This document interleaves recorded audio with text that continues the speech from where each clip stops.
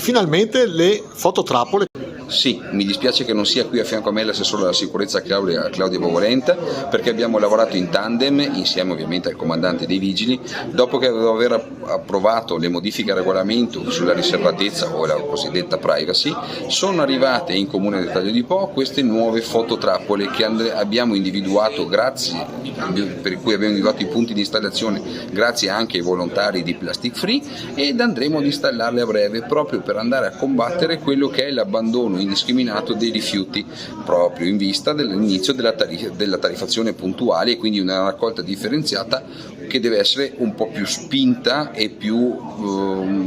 fatta correttamente da tutti quanti i nostri cittadini. Cosa che più mi è piaciuta di queste fototrappole, che sono state acquistate dal Comune di Taglio di Po, acquistate anche grazie a un bando che ha vinto il Comune di Taglio di Po, e per questo ringrazio di nuovo il nostro comandante dei vigili, saranno fototrappole non fisse ma saranno mobili, e quindi non daremo mai possibilità a chi vuole sversare di dire bene, lì c'è la fototrappola, lì non vado 10 metri più indietro. Forse gli potrà andare bene la prima volta, forse gli potrà andare bene la seconda, ma sicuro la terza lo troveremo e verrà sanzionato. Ecco, ricordiamo che c'è sanzione e anche il penale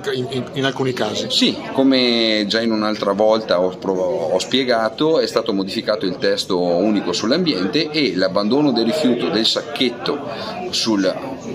classico sull'argine del Po è considerato reato, e per questo il nostro comando dei vigili si è già formato per deferire davanti alla Procura della Repubblica chi verrà trovato in queste situazioni.